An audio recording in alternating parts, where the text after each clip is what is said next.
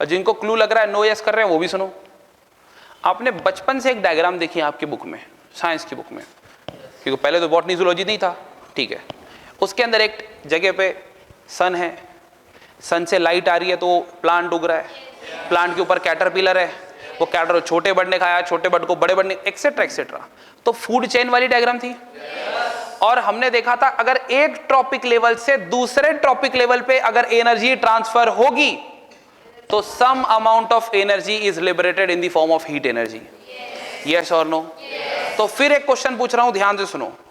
जितनी एनर्जी हमारे फूड में है बॉम्ब कैलोरी मीटर के हिसाब से, क्या उतनी एनर्जी हमें फूड खाने के बाद मिलेगी? उससे ज्यादा मिलेगी? उससे क्यों कम मिलेगी? क्यों कम मिलेगी? बोलो। हाँ बोलो ना, क्या बोल रहे हो? क्या लॉस हो जाएगा? हाँ, एनर्जी ज्यादा मिलेगी, एनर्जी कम मिलेगी?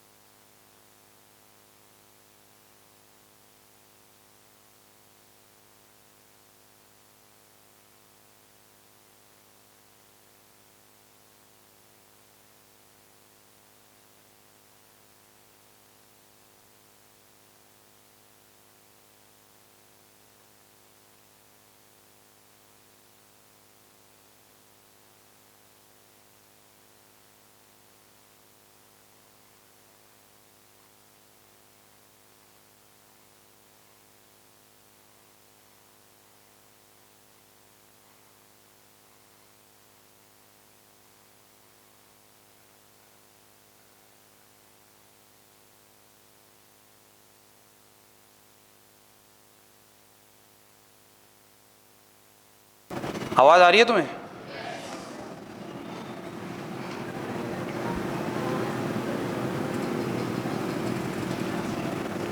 ओके, तो क्वेश्चन समझा तुम्हें? तुम्हें क्वेश्चन ही नहीं समझा होगा क्योंकि तुम उस क्वेश्चन के बारे में सोच ही नहीं रहे।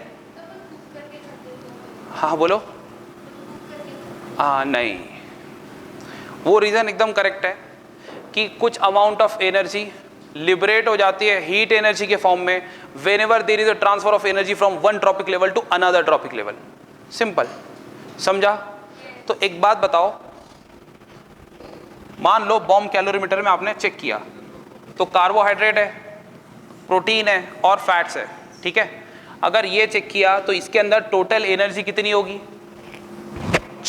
एक मिनट, एनसीईआरटी है आपके पास?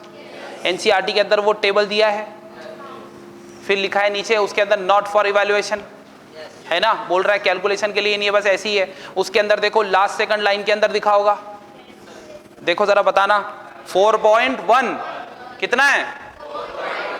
कितना है बोलो? अच्छा, ये वाला 5. अच्छा ठीक है, अच्छा अब बताओ 9. अच्छा ठीक है, ठीक है। अब बताओ इसको उन्होंने ग्रॉस कैलोरीफिक वैल्यू बोला क्या? अच्छे से देख के बताओ, पे ग्रॉस कैलोरीफिक वैल्यू बोला। इसको ग्रॉस क्यों बोल रहे हैं? What is the difference between gross and net? आपने ये तो बचपन में ही सीखा होगा, लेकिन भूल गए होंगे, मुझे पता है, इसलिए मैं आपको अभी बता दूंगा। तो सुन रहे हो? तो देखो सुनो, ग्रॉस और नेट वाला फर्क पता कर लेते हैं। जैसे कि फॉर एग्जांपल इमेजिन करो,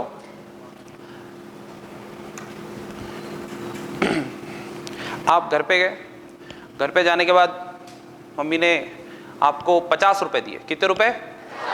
और बोले कि बेटा एक छोटा दूध का पैकेट लेके आधा लीटर वाला, वो 25 रुपए का है, ठीक है? कितने का है? 35 का है क्या? 37, 33, 33, ओके ठीक है, चलो कोई बात नहीं, कोई बात नहीं। एक्यूरेसी फुल इमेजिन करने का वॉइस को, वेरी गुड। तो 33 रुपीज का है, और मम्मी ने कितने पैसे दिए थे? 50, ठीक है?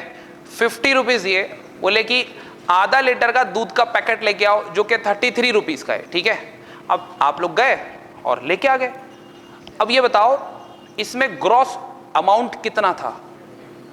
Very good. जो टोटल अमाउंट होता है वो होता है टोटल ग्रॉस अमाउंट, उसे कहते हैं 50। तो जो 50 रुपए मिले थे, 50 रुपए मिले थे, वो क्या हो गया? ग्रॉस अमाउंट, समझा? और आपने उसमें से माइनस कितना कर दिया, तो बचा कितना? बचा कितना? वो हो गया आपका नेट प्रॉफिट, समझे? हो गया आपका नेट वैल्यू, समझ गए? तो फिर अब जो बचे है वो आपका प्रॉफिट, आप रख लोगे उसको, हो गया। समझ में आया? तो टोटल कितना था? ग्रॉस। जो ओवरऑल रहता वो क्या रहता? ग्रॉस। लेकिन कट करने के बाद जो मिलता है वो क्या रहता? नेट, समझा? तो आपको नेट मिला या ग्रॉस मिला? मम्मी ने आपको क्या दिया था, ग्रॉस या नेट? समझा? तो वैसे ही इसके अंदर जो भी अमाउंट ऑफ एनर्जी है उसको हम बोलेंगे ग्रॉस कैलोरीफिक वैल्यू, बिकॉज ये टोटल है, इतना अमाउंट ऑफ एनर्जी इसमें होता है। लेकिन उसी के नेक्स्ट लाइन में लिखा है, वही पैराग्राफ में लास्ट, उसी के लास्ट में, कि 4 होगा, 9 होगा, यस और नो। अब जरा कंपेयर करो कार्बोहाइड्रेट में, देखो यहां पे, और ऊपर लिखा है फिजियोलॉजिक, है ना? क्या लिखा है? क्या? फिजियोलॉजिकल, ओके, फिजियोलॉजिकल वैल्यूज मतलब अपने बॉडी में। मैं फिर एक्सप्लेन कर रहा हूं, ध्यान से सुनो। यहां देखो बेटा, इधर देखो, इधर देख ले, इधर देख।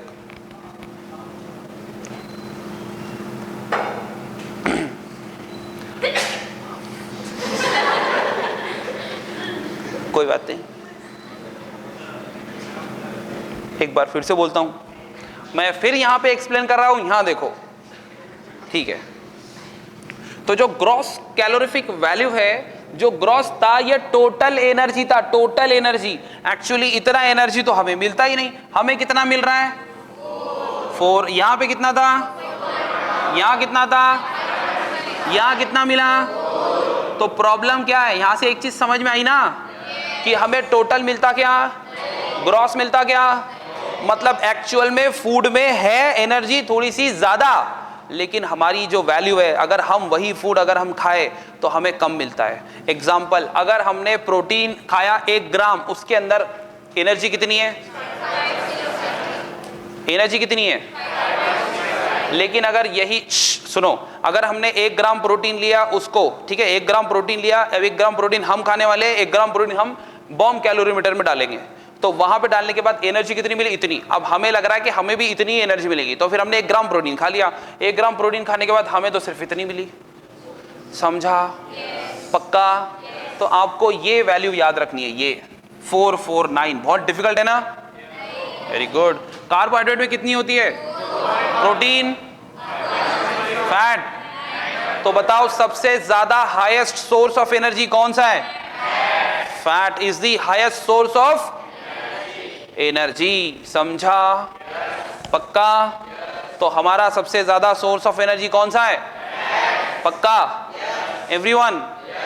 गुड, ठीक है, समझा सब लोगों को? आगे बढ़ते हैं। अब सुनो, फिर हम पढ़ने वाले हैं प्रोटीन एनर्जी माल न्यूट्रिशन। क्या पढ़ने वाले हैं? एनसीईआरटी है सबके पास? निकालो।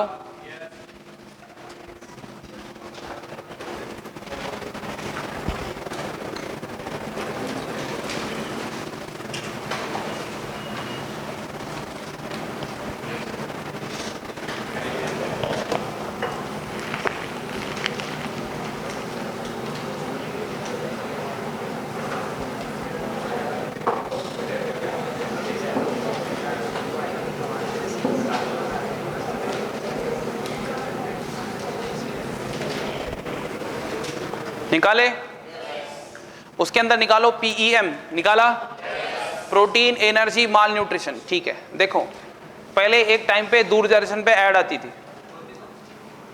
बेटा तेरे जमाने में दूरदर्शन नहीं था, तू अभी पैदा हुआ है 3 दिन पहले। तो सुनो, वहां पे ऐसा था कि जो कुपोषण होते हैं, मतलब कुपोषित बच्चे, मतलब माल न्यूट्रिशन जिसमें हो गया है, तो उसके अंदर कैसे दिख रहे हो वो एकदम उनके लिम्स ऐसे छोटे छोटे हैं और स्टमक जो बेली है वो ज्यादा लार्ज है। सिंपल। अब ये किस वजह से हुआ है वो पढ़ते हैं। तो देखो यहाँ पे एनसीईआरटी आपको बताना चाहता है कि प्रोटीन एनर्जी माल न्यूट्रिशन क्या होता है। तो protein energy mall nutrition that is PEM actually क्या होता है, यहाँ पे 2 चीजों की कमी होती है, प्रोटीन और कैलोरी। किसकी कमी है? प्रोटीन और कैलोरी। ठीक है, प्रोटीन और कैलोरी की कमी है। लेकिन वहां पे क्या बोलता है, देखो वहां पे एनसीईआरटी बोल रहा है कि देखो ये अंडर डेवलप्ड कंट्रीज में बहुत ज्यादा देखा जाता है ना। ओके, कौन कौन सी अंडर डेवलप्ड कंट्रीज है बताना जरा। साउथ ईस्ट एशिया, उसके बाद अच्छा ठीक है, साउथ अमेरिका नहीं है क्या? तो वो तो पढ़ा ही नहीं तुमने। ठीक है, साउथ अमेरिका, उसके बाद कौन सा अफ्रीका? वेस्ट एंड, ठीक है, ये सारे कंट्रीज में क्या होगा? पीईएम, प्रोटीन एनर्जी माल न्यूट्रिशन। समझ गए? पक्का? ठीक है। उसके बाद में थोड़ा सा हिस्ट्री ज्योग्राफी के बारे में बात करता है एनसीईआरटी। देखो उसके बाद में लिखा है कि देखो ये सब तो होगा ही, और फिर बाद में आपको बताने लगता है देखो अगर ये हो गया तो फिर ये कब कब होगा जरा बताना। यस, जब सूखा पड़ जाएगा, जब सूखा पड़ जाएगा मतलब पानी नहीं गिरेगा, बारिश नहीं होगी, तब क्या हो जाता है? प्रोटीन एनर्जी माल न्यूट्रिशन होता है। उसके बाद में फेमाइन लिखा होगा, क्या लिखा होगा? है ना लिखा हुआ? हाँ, मतलब वहां पे भुखमरी आ गई। अगर कहीं पे कोई देश में कहीं पे खाने के लिए खाना नहीं है, कुछ भी नहीं है, उसको बोलते हैं फेमाइन। ठीक है, भुखमरी आ गई, तो वहां पर भी क्या होगा? प्रोटीन एनर्जी माल न्यूट्रिशन। फिर एक वर्ड लिखा होगा पॉलिटिकल टर्मोइल, लिखा है पॉलिटिकल टर्मोइल। आपको रिसेंट एग्जांपल देता हूं, रिसेंट एग्जांपल अभी थोड़े दिन पहले रिसेंट एग्जांपल के अंदर आपने श्रीलंका के अंदर देखा होगा, वहां पे गवर्नमेंट के ऊपर सारे जो सिविलियंस है वो आ गए थे, प्रेसिडेंट हाउस होता है उसके ऊपर चढ़ गए थे, एक्सेट्रा एक्सेट्रा। तो ये क्यों हो गया था? बिकॉज जहां पे गवर्नमेंट का कोलैप्स हो जाता है, गवर्नमेंट गिर जाती है, ये सब पॉलिटिकल टर्मोइल आ जाते हैं, तो सब जगह अफरा तफरी होती है, सब जगह ये होता है गड़बड़। तो वहां पे फिर खाने पीने के लिए दुकानें खुलती है क्या? जो फूड है जो उसकी अवेलेबिलिटी नॉर्मल डेज में होती है, वैसे डेज में होगी क्या? नहीं। तो तब भी यही होता है। अभी रिसेंट दूसरा एग्जांपल है, पाकिस्तान के अंदर आर्मी के ऊपर वो लोकल लोग ही अटैक कर रहे थे, उनके सिविलियंस। तो वो क्यों हो गया? वो इसी वजह से हुआ कि भाई पॉलिटिकल टर्मोइल आ गया, है ना।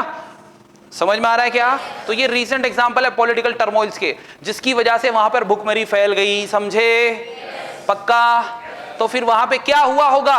प्रोटीन एनर्जी, समझ लो सेल। उसके बाद में उन्होंने कुछ हिस्ट्री के अंदर लेके गए हमें। यस, वो बांग्लादेश के लिबरेशन वॉर पे चले गए। बांग्लादेश को आजादी किसने दिलाया था? इंडिया ने। पहले वो ईस्ट पाकिस्तान था, उसके बाद में उसको बांग्लादेश बना दिया। यस, इंडिया ने उसको लिबरेट किया, ठीक है, उसको आजाद किया। तो वो टाइम पे जब उनका लिबरेशन वॉर चल रहा था, बांग्लादेश को आजाद किया जा रहा था, वो टाइम पे वहां पे बहुत डेंजर कंडीशन थी, वहां के लोगों को बहुत ज्यादा प्रॉब्लम फेस करनी पड़ी, जिसकी वजह से फिर प्रोटीन कम हो गया, और फिर क्या हो गया? Protein energy. फिर बाद में इथोपिया। अब इथोपिया भले ही आपको पता नहीं है कहां है, लेकिन फिर भी समझो कि इथोपिया में क्या हुआ था? मिड 80s में। कब? यस, बहुत पहले की बात है। फेमाइन आया था या ड्रॉट आया था? पक्का? ये वर्ड इंपॉर्टेंट है, बिकॉज हमें ये याद रहता है इथोपिया, हमें ये याद रहता है मिड 80s, हम ये भूल जाते हैं ड्रॉट था क्या फेमाइन था? ड्रॉट मतलब सूखा या भुखमरी? भुखमरी किसे कहते हैं? जब खाने के लिए कुछ भी ना हो, वो क्या है? ड्रॉट, है ना। अच्छा, जब बारिश नहीं होती है, सूखा पड़ जाता है, कहीं भी पानी नहीं है। समझा सभी को? एकदम पक्का? ओके, याद रहेगा। उसके बाद क्या लिखा है? Very good. फिर वहां से अब उन्होंने डिसीज को एक्सप्लेन करना स्टार्ट किया। तो वो बोल रहा है देखो भाई, 2 टाइप की डिसीज होगी, एक होगी मरास्मस और एक होगी वॉशिरकर। अच्छा, जहां पे मरासमस होगी वो लेस देन ईयर है या मोर देन ईयर है? हाँ, 1 साल से कम के बच्चों में होगी, समझे? मतलब लेस देन 1 ईयर मरासमस उसमें होती है, और kwashiorkor more than 1 year of age, है ना? मतलब 2 साल 3 साल के बच्चों में भी होगी। कौन सी? क्वाशिरकर। और मरासमस किस में होगी? 1 साल से कम बच्चों में। अच्छा, क्या हुआ भाई, क्यों रीजन है, क्या प्रॉब्लम है? 1 साल के बच्चे को कौन सा खाना लग रहा है ना? वो कौन सा, मतलब 50 रोटी खाता है दिन भर की? उसका रीजन अलग है, उसका जो न्यूट्रिशन है उसके मदर से मिल रहा है। अब उसको, शांत हो जाओ, पहले समझो तो सही, हंसने लग जाते हो पहले ही।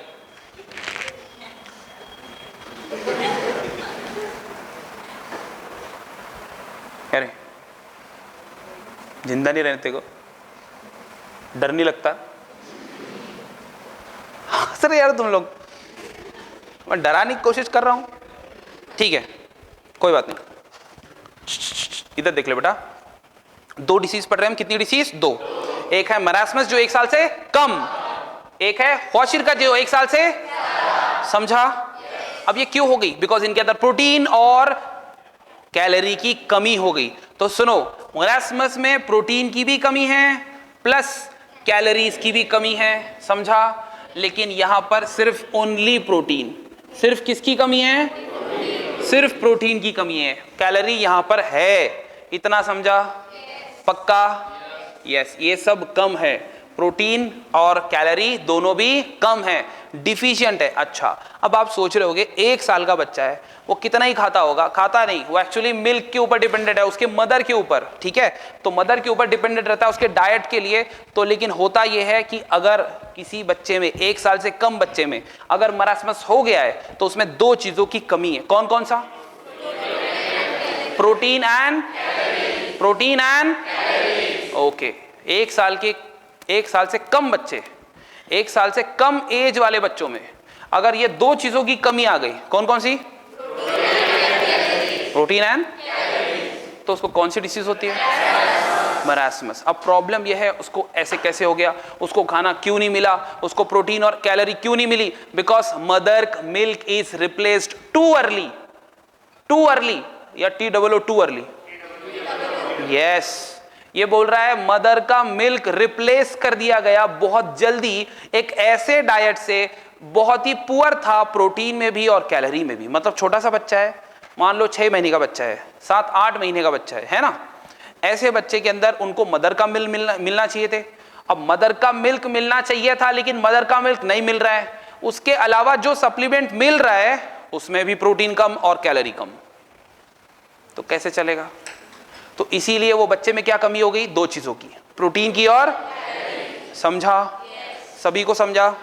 तो सुनो, अगर प्रोटीन और कैलोरी की कमी हो गई, क्यों? बिकॉज मदर मिल्क रिप्लेस हो गया ऐसी पुअर डाइट से जिसमें वो कम है। अच्छा, क्यों रिप्लेस हो गया? उसके 2 रीजन दिए एनसीईआरटी ने। सबसे पहला, अटेनमेंट ऑफ द प्रेगनेंसी। दूसरी, सेकंड प्रेगनेंसी अटेन हो गई, प्रेगनेंसी अटेन होने के चक्कर में वो क्या हो जाता है, वहां पे लैक्टेशन बंद हो जाता है। इसका रीजन आपको ह्यूमन रिप्रोडक्शन वाले चैप्टर में मिलेगा, ठीक है? दूसरा रीजन एनसीईआरटी ने दिया है कि वो जो है उसका भाई जल्दी आ गया, छोटा भाई। नहीं समझा? मतलब प्रेगनेंसी अटेंड हुई, उसके बाद में दूसरे बेबी की बर्थ भी हो गई, समझा? इसीलिए जो है पहले वाले चाइल्ड को नरिशमेंट मिला ही नहीं। नरिशमेंट मिला नहीं तो कम से कम जो बाहर का दिया था दूध, जैसे कि फॉर एग्जांपल गाय का दूध पिलाते हैं ना, तो उसको जो भी दिया वो पानी डाल के दियोगे फॉर एग्जांपल। तो कंडीशन ये है कि मतलब जो भी उसको एज अ डाइट मिला था उसके अंदर कितनी चीजों की कमी थी? कौन कौन सा? लास्ट बेंच, इधर देखो, प्रोटीन एंड ओके, प्रोटीन और कैलोरी की कमी होगी। अब इसकी वजह से वो बच्चे के ऊपर क्या असर पड़ा? देखो, सुनो, बच्चे के ऊपर असर ये पड़ा कि बच्चे के अंदर एक्सट्रीम इमैसिएशन हो गया, मतलब बहुत ही ज्यादा वीकनेस हो गई और ग्रोथ नहीं हो रही है, बॉडी वेट बढ़ नहीं रहा है, ठीक है? बॉडी वेट नहीं बढ़ रहा है, एक्सट्रीम ग्रोथ रुक चुकी है। मतलब बच्चा जो है उसकी एज तो बढ़ रही है लेकिन उसका बॉडी वेट नहीं बढ़ रहा, बिकॉज उसमें ग्रोथ ही नहीं हो रही। क्या ये सब लिखा है वहां पे? आपका ध्यान है कहां लिखा है? देख रहे हो ना एनसीईआरटी? ठीक है। फिर वहां पे बोल रहा है कि स्किन कैसी होगी, ड्राई, थिन, रिंकल्ड। ये बूढ़े लोगों में ऐसी होती है, झुर्रियां जिसकी स्किन पे आ जाती है उसको बोलेंगे रिंकल्ड। रिंकल्ड मतलब झुर्रियां, ठीक है। तो बूढ़ों में जो स्किन देखोगे